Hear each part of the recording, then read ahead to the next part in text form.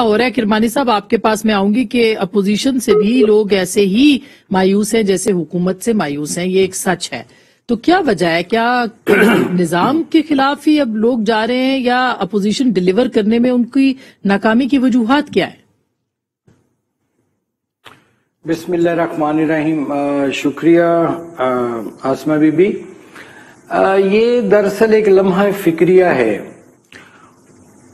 और ये जो सर्वे जो आपने अभी बताया है इसके आदाद शुमार अगर ठीक हैं तो ये बड़ी फिक्रमंदी वाली बात है।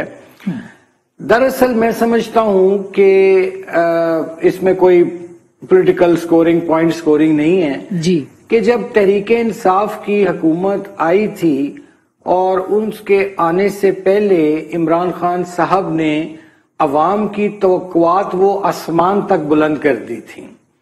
आप उनके वो बयानात देखें जिसमें वो कहते थे हम गरीब को ऊपर उठाएंगे, पेट्रोल महंगा होता है, चीनी महंगी होती है, आटा महंगा होता है तो वजीर आजम चोर होता है। इस किस्म की उन्होंने बातें की और लोगों का उन्होंने एक माइंड सेट बना दिया पकड़ के।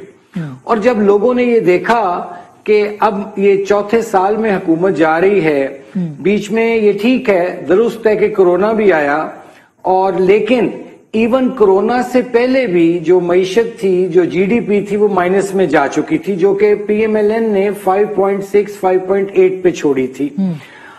आज सूरत हाल ये है कि देखिए, जिन लोगों के लिए, ये मैं हमेशा कहता हूं, हर प्रोग्राम में कहता हूं और कहता रहूंगा कि ये मुल्क जिन लोगों के लिए बना था, कायदे आजम ने ये मुल्क जो बनाया था वो इकोनॉमिकली डिप्राइव्ड लोगों, मुसलमानों के लिए बनाया था।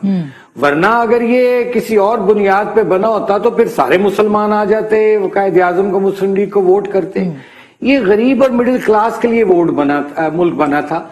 लेकिन बदकिस्मती से जब से ये मुल्क बना और बिलखसूस ये पिछले 3-4 सालों में जिस तबके की कमर टूटी है महंगाई, गुर्बत, बेरोजगारी से, अनफॉर्चुनेटली वो वही तबका है गरीब और मिडिल क्लास जिसके लिए कायदे आजम ने, ठीक है, बिल्कुल बनाया था। बिल्कुल उन्होंने मिडिल क्लास से मुसलमानों के लिए नहीं बनाया था, उन्होंने middle class, lower middle class और जो यहाँ बसने वाले पाकिस्तानी थे उनके लिए बनाया था। लेकिन अपोजिशन क्या कर रही है? सबकी बात बिल्कुल, अपोजिशन क्या कर रही है? अपोजिशन से भी लोग, मैं इधर आ रहा हूँ। जी जी। अब देखिए, अपोजिशन का जहां तक है, बिल्कुल आपने दुरुस्त फरमाया कि पाकिस्तान में तमाम जो बसने वालों के लिए उन्होंने ये मुल्क बनाया। बिल्कुल मैं यही मेरा मकसद था। गुजारिश ये है कि अब आप देखिए कि अपोजिशन ने तो चार्टर ऑफ इकोनॉमी शहबाज शरीफ साहब ने जब अपनी स्पीच की कौमी असेंबली में, तो उन्होंने सबसे पहले प्राइम मिनिस्टर साहब को कहा कि आइए, ठीक है, एहतसाब आप करते रहें, आप जो भी झूठे इल्जामात हैं, आज तक कोई प्रूफ हुआ नहीं है, एक आने की करप्शन नहीं मिली, उनको छोड़ें। आइए हम इस मुल्क की खातिर हम एक चार्टर ऑफ इकोनॉमी करते हैं। उन्होंने अपना हाथ बढ़ाया शहबाज शरीफ साहब ने, लेकिन कितने अफसोस की बात थी कि वजीर आजम साहब पर उस वक्त मैं बड़े अदब से अर्ज करूं कि एक इंतकाम का एक जुनून तारी था, या उनके इर्द गिर्द माहौल ऐसा था कि उन्होंने वो ऑपोजिशन लीडर की जो एक गुड फेथ में एक ऑफर थी for the poor, for the middle class, for the Pakistanis, वो उन्होंने ठुकरा दी, रद्द कर दी। अच्छा। और हाथ मिलाना तक वो तसव्वुर नहीं करते। तो अब, और दूसरा कि हर दूसरे दिन अपोजिशन को कभी एक अदालत, कभी दूसरी अदालत।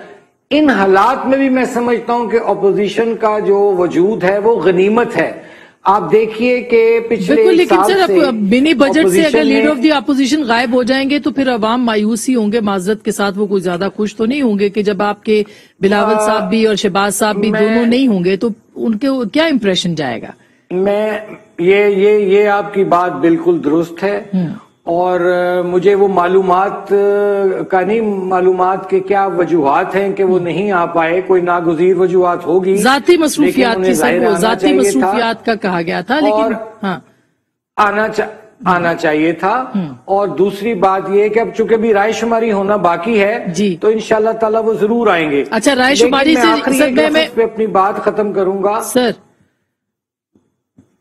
کہ یہ آپ نے جو کہا اور چیمہ صاحب نے بھی محترم نے اس سے ایگری کیا کہ اس وقت عوام کی مایوسی جو ہے وہ انتہا کو چھو رہی ہے، اور وہ مجھے ایک ڈر لگتا ہے کہ وہ وقت دور نہیں ہے کہ جب عوام آگے نکل جائے گی اور حکومت اپوزیشن پیچھے رہ جائے گی. سیاسی جماعتیں بالکل درست بات ہے. اس ملک میں ایک بے قیادت انقلاب نہ آ جائے اس ملک میں. جی بالکل، انارکی سر، انارکی، انتشار نہ، بالکل انتشار نہ پیدا ہو جائے. بالکل، میں